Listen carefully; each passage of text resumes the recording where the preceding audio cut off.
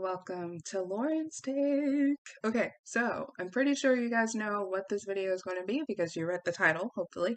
And of course, I am going to be reviewing Chain of Iron by Cassandra Clare. This is the second book in the Last Hours trilogy, which is the fourth trilogy in the whole Shadowhunters Chronicles. And it did not disappoint because what book in the Shadowhunters franchise doesn't disappoint? I mean, like, what? No, which one does, like, which one has disappointed me? None of them. Okay, so basically it's not the fourth trilogy, it's the third trilogy. Technically it's the fourth series is what I meant to say.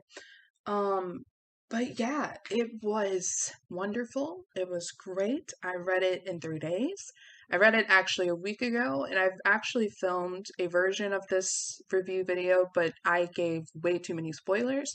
So I was like, nah, I'm not going to do that bad this time around. I'm going to try to keep myself together, try to remember to not spoil certain scenes and go off topic. Pray for your girl. Let's jump right into it. But before we do that, make sure to subscribe to this channel so then you can watch all of the reviews that I've done on Cassandra Clare books, as well as just to watch the rest of my videos. If you watched my previous video, which is a sister attack with Amber, you may get some more awesome content with Amber. You may get some content where I'm talking about random stuff like BTS or movies or whatever it may be, television shows. I think I'm going to start doing a K-drama, Thai drama, like Asian drama series thing because I watch a lot of those randomly. But yeah, I don't know. This has been a very long introduction, but make sure to subscribe and hopefully at the end of this video you give a big thumbs up. But let's get into it. Okay, so first I kind of want to give you guys a rundown on what exactly happened in the book by just reading what the book actually says in terms of the summary, because it is a very good summary. And I think if I try to give a summary, I'm going to spoil too much. I intend for this video not to have spoilers, but if I do give one or two, I don't mean it. It's probably because of something, like maybe just the outcome. Maybe I'll just say, well, I kind of expected the outcome of this book, but it's still going to be kind of, different, and I'll just try to keep it to a minimum. All right. So let's read the wonderful summary coming from the inside book cover. And this cover, gorgeous. Yes. Anyway, okay. Cordelia Carstairs seems to have everything she ever wanted. She's engaged to marry James Harrendell, the boy she has loved since childhood. She has a new life in London with her best friend Lucy Harrendell and James's charming companions, the Merry Thieves. She is about to be reunited with her beloved father, and she bears the sword Katana, a legendary hero's blade. But the truth is far grimmer. James and Cordelia's marriage is a lie, arranged to save Cordelia's reputation. James is in love with the mysterious Grace Blackthorne, whose brother, Jesse, died years ago in a terrible accident. Cortana burns Cordelia's hand when she touches it, while her father has grown bitter and angry. And a serial murderer is targeting the Shadowhunters of London, killing under cover of darkness and vanishing without a trace. Together with the married thieves Cordelia, James, and Lucy must follow the trail of the knife-wielding killer through the city's most dangerous streets. All the while, each is keeping a shocking secret. Lucy, that she has plans to raise Jesse from the dead. Cordelia, that she has sworn a dangerous oath of loyalty to a mysterious power. And James, that he is being drawn further each night into the dark web of his grandfather, the archdemon Belial. And that he himself may be the killer they seek. So, that summary was actually very good because it is exactly what the book is about. Sometimes you have a summary and sometimes, like, yeah, there's majority of it is about that, but like there's a lot of different other things. But yes, that is definitely the summary of this book.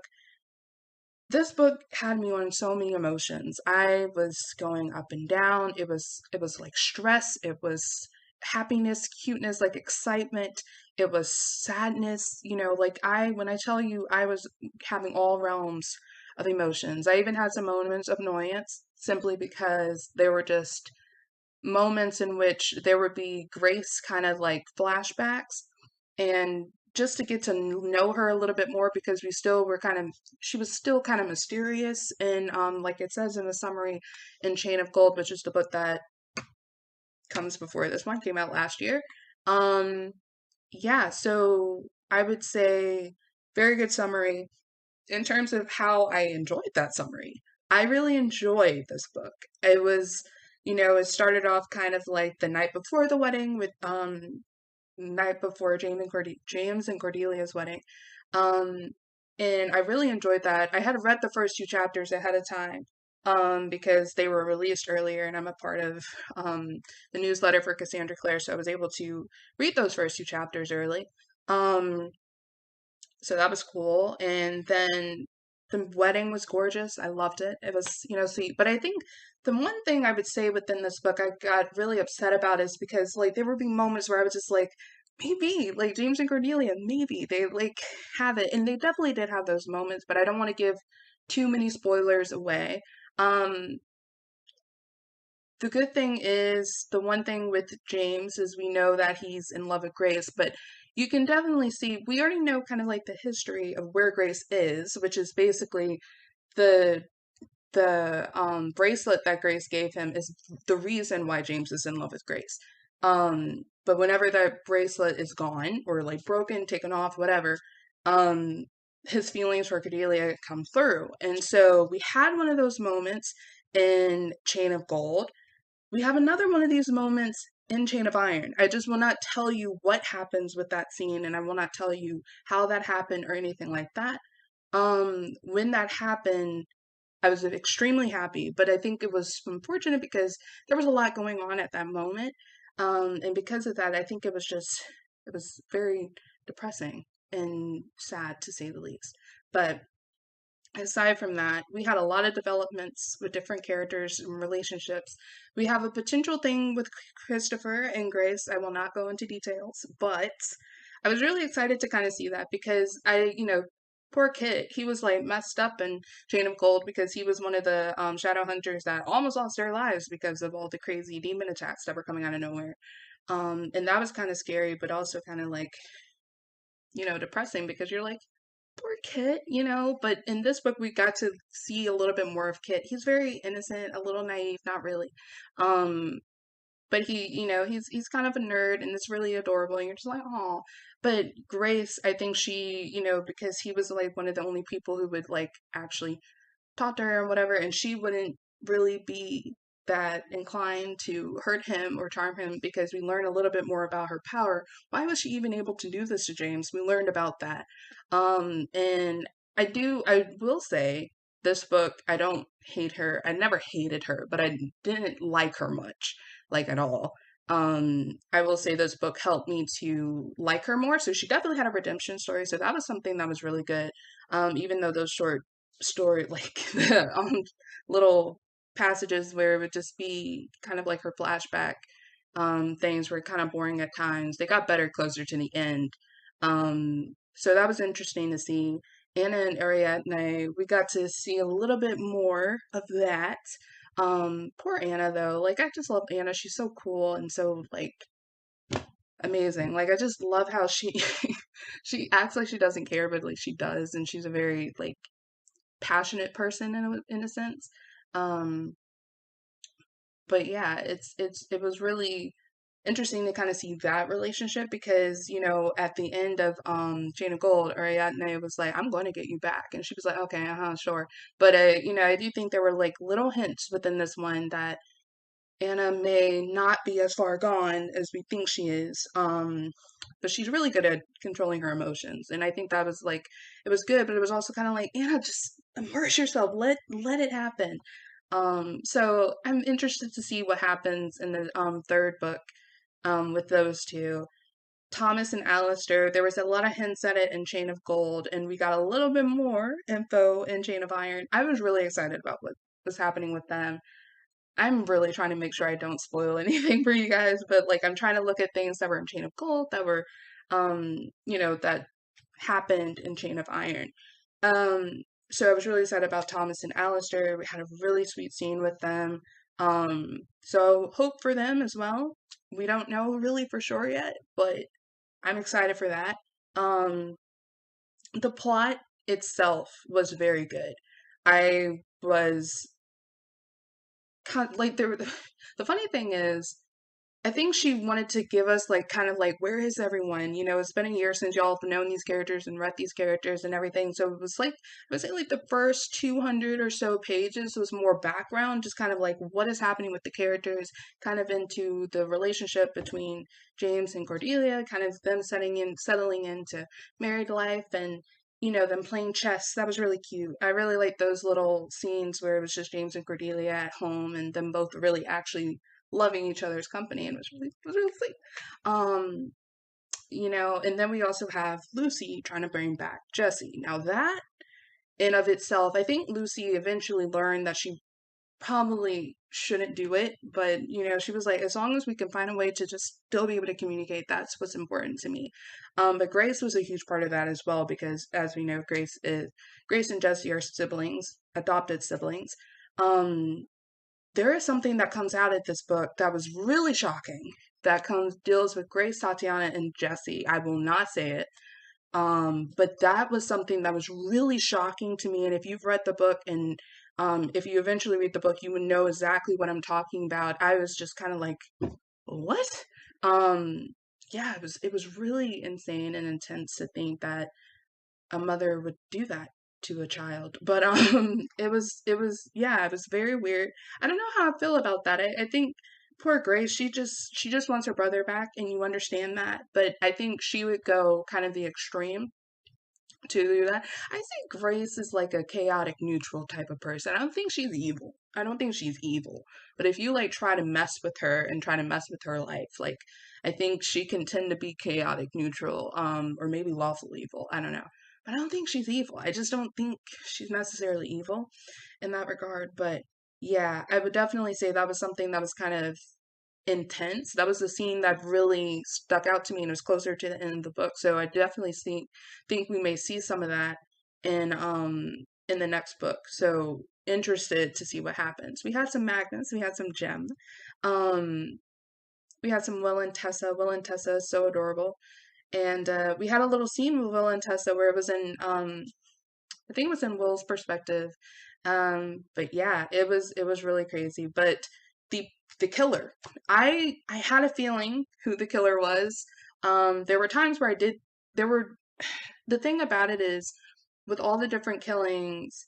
I will not spoil who died, who didn't die, whatever. But there was one killing in particular, and I think you would know what I'm talking about, when the person who was about to be killed literally said, "It's you." And James, you know, had been seeing all of these killings in his dreams in kind of a vision situation.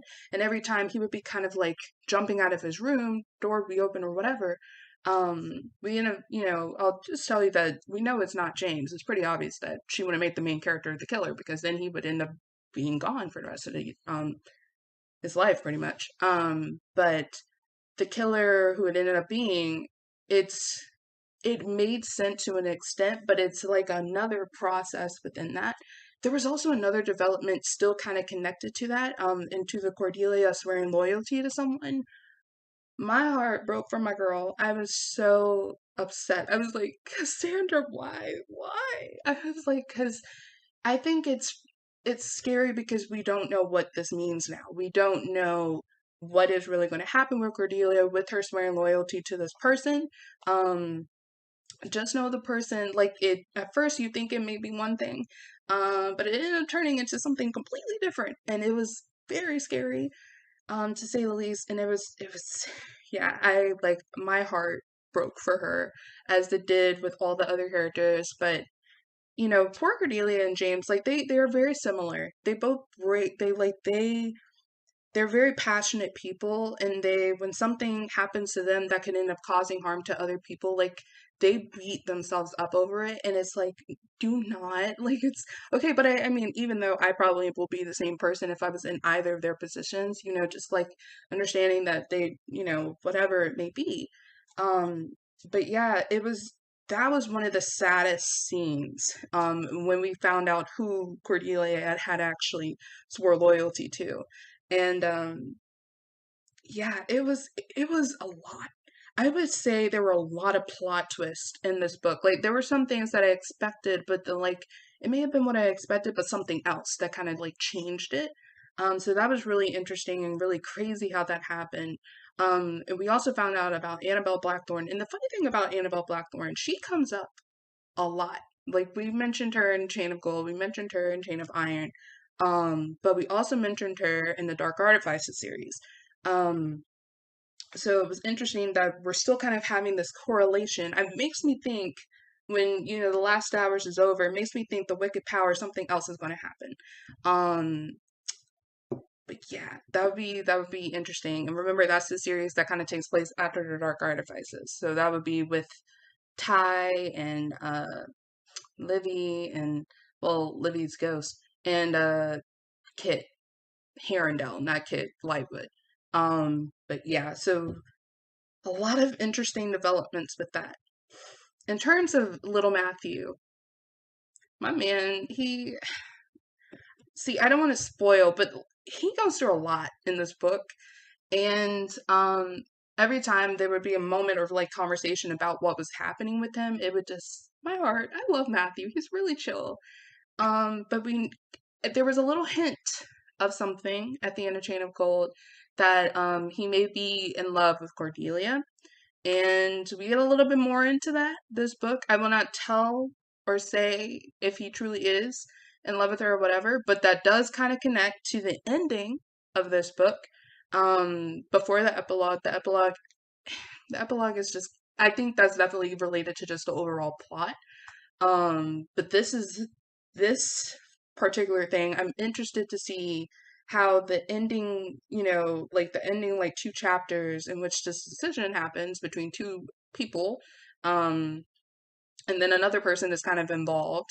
Um, I'm interested to see all of this because of something that happened. So I really don't want to give it away, but there's something that happens close to the end of the book that really kind of puts a spin in all of this kind of craziness and the kind of love triangle thing we have going on. And Lucy is doing something with Jesse, and so it's a lot going on right there. It was funny. It was really funny because it was like I would say the third to last chapter. You would think everything was kind of wrapped up and everything, and then I was like, oh, we're gonna have a cute like James Cordelia, scene because like, yay, they saved the day, whatever. But Cassandra, she was like, oh no, y'all know this ain't the last book. Like, no, we're gonna put something else in there. And I was like, but yeah, I think this book in particular was a lot. It was full of emotions, it was full of plot twists, it was full of like developments, a lot of cute moments with different people, different couples. um but like I got emotional at different times, and I you make a lot of squealing noises at different times, and a lot of frustration noises, and then also like you didn't do this or whatever to multiple characters. But yeah, it was overall such a fantastic novel. I felt excited because I hadn't read a long book like this in a while, and I had been, happily awaiting this book. I actually got it the day after it came out because Amazon was extra, but I started reading it as soon as I was able to, and after I like let it sit for a bit because Corona times, and yeah, I binge read it, and I don't regret it. It was such a phenomenal novel. I genuinely enjoyed it. Was taking it with me everywhere. Um, I love the characters. I love their developments within this book. I'm eager to see what else is going to happen, whether it's just personal, like individual character development as well as relationship developments. I have a lot of hopes, but I will not. I will keep my wishes of development to myself because they would connect to spoilers. And I'm very proud of myself that I did not give any spoilers. You guys know it is difficult for me to do that, but I did it. And I'm very proud of myself because like this book is too good for me to be spoiling everything. It's too good. So hopefully this review convinced you to want to read it because I think you should. It was really good. My rating for this book, I'm going to probably give it, I don't want to be basic and give it 5 stars, but it was really good. I'll give it 4.5. I'll give it 4.5 for, some frustration things I had there were just parts that I just didn't think were necessarily necessary. But there was a lot of drama. There was a lot of violence. I'm kidding, not violence. A lot of action. Um, a lot of heartbreak, a lot of emotion. It was a lot, but I loved it all. So, yeah. Okay, so that pretty much is it. That's the end of the video. So, yeah, I hope you guys really enjoyed my review. You guys gotta give it to me because I didn't spoil it. That is huge in of itself. So, good job, Lauren. I'm gonna give myself a pat on the back. But I hope it was a good enough review that you guys it convinced you to read it. Because it's good, and if you haven't read Chain of Gold, I'm definitely advise you read that first and then read Chain of Iron. Both are fantastic, and yeah, I really, really, really enjoyed it. But I'm gonna conclude this video right here. Give this video a big thumbs up. Don't give it a thumbs down. That's just rude. Also, if you're not subscribed already, please subscribe, like I said at the beginning of the video, and also make sure to check out my magazine with my dear friends called Hear Her Speak magazine. Our new issue actually debuts tomorrow, so definitely please check that out, and check out our podcast episode that's coming out on Saturday to mark the anniversary of us all going into lockdown, which is crazy. We've been in lockdown for a year now on Saturday, so that's going to be kind of sad and crazy to think about. But yeah, make sure to follow me at all my social media accounts down below. And yeah, I hope life's going well for you. Hope you're staying safe, wearing a mask, social distancing if you're going outside. And same thing with the wearing a mask, and maybe wearing a mask if you have company randomly coming over. Hopefully you get vaccinated soon. Hopefully I get vaccinated soon. Hope school's going well if you're in school. Hope work's going well if you're working. Hope life's going well. And remember, you matter. You are perfect. You are great. I mean, nobody's perfect, but you can strive to be perfect. And make sure to check out Chain of Iron because it was totally worth it. And yeah, I think that pretty much sums it up. See you guys later. Bye.